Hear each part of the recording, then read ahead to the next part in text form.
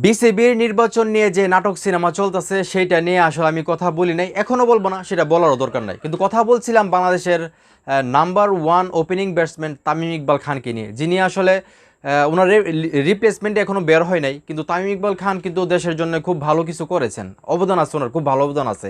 শুধু তামিম ইকবাল খানই না, পাঁচ পাণ্ডবের মানে যারা ছিল তারাই কিন্তু বাংলাদেশ ক্রিকেটের জন্য অনেক কিছু করেছে, তাদের অনেক অবদান আছে। তো অনেকেরই অনেক ধরনের কাজ মানে পার্সোনাল কাজে তারা বিতর্কিত, সেটা আলাদা বিষয়। কিন্তু বিসিবি নির্বাচনে আসলে বিসিবিতে যদি তামিম ইকবাল থাকতো, আমি পার্সোনালি মনে করি সেটা বাংলাদেশের ক্রিকেটের জন্য ভালো হতো।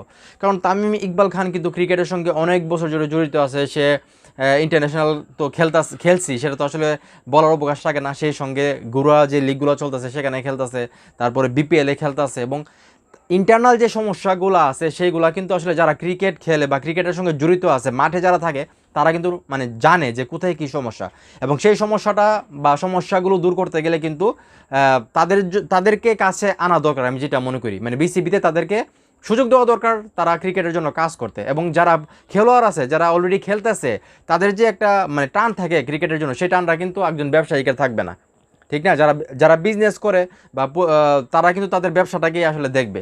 তো সেই ক্ষেত্রে আমি মনে করি তামিম ইকবাল খান আসলে বিসিবি নির্বাচন থেকে উনি আসলে প্রত্যাহার করছে ওনার নমিনেশন, সেটা আসলে ওনার পার্সোনাল ব্যাপার, সেটা নিয়ে আমার কোনো মাথা ব্যথা নাই বা আমার কোনো কথা নাই। কিন্তু আমি যেটা মনে করি তামিম ইকবাল খানকে আসলে বিসিবিতে রাখা উচিত ছিল, যে কোনো একটা ভালো পদ দিয়ে। তাহলে হয়তো ক্রিকেটেরই আসলে উন্নয়ন হইতো বা উন্নতি হইতো, সেটা আমি যেটা মনে করি আর কি, একজন সাধারণ দর্শক হিসেবে। কারণ খেলা তো আজকে নতুন দেখতেছি, অনেক বছর ধরেই দেখতেছি বাংলাদেশের পারফরমেন্স। আর ইদানিংয়ের যে পারফরমেন্স সেটা আসলে না বলি, কিন্তু পাঁচ পাণ্ডব যখন ছিল তাদের যে অবদানটা ছিল, তামিম ইকবাল খান দেশের জন্য যা করছে, আমার এখন মনে হচ্ছে তামিম ইকবাল ভাইয়ের হাত ভেঙে গেছিল। সে এক হাতে উনি একটা ম্যাচ খেলছিল এবং সেই ম্যাচটা আমরা জিতেছিলাম। তো এই যে টুকটাক বিষয়গুলা, এই বিষয়গুলো আসলে ভুলার নয়। তো আমার মনে হয় তামিম ইকবাল খান যদি বিসিবিতে আসলে থাকতো, বাংলাদেশের ক্রিকেটের জন্য ভালো হতো। আমি এটা পার্সোনাল ওপিনিয়ন। তো এখন এই মুহূর্তে যারা ভিডিও দেখতেছেন, আপনাদের কি ধারণা যে তামিম ইকবাল খান যদি সত্যি সত্যি বিসিবির সঙ্গে সংযুক্ত হইতো, উনি যদি বাংলাদেশ বোর্ডে থেকে আসলে বাংলাদেশ ক্রিকেটটাকে এগিয়ে নিয়ে যাওয়ার চেষ্টা করতো, তাহলে কি আসলে উন্নয়ন হইতো না? সেটা অবশ্যই কমেন্ট করে জানাবেন। আর আপনি যদি আমার এই চ্যানেল নতুন হয়ে থাকেন, চ্যানেলটা সাবস্ক্রাইব করে পাশে থাকবেন। ধন্যবাদ।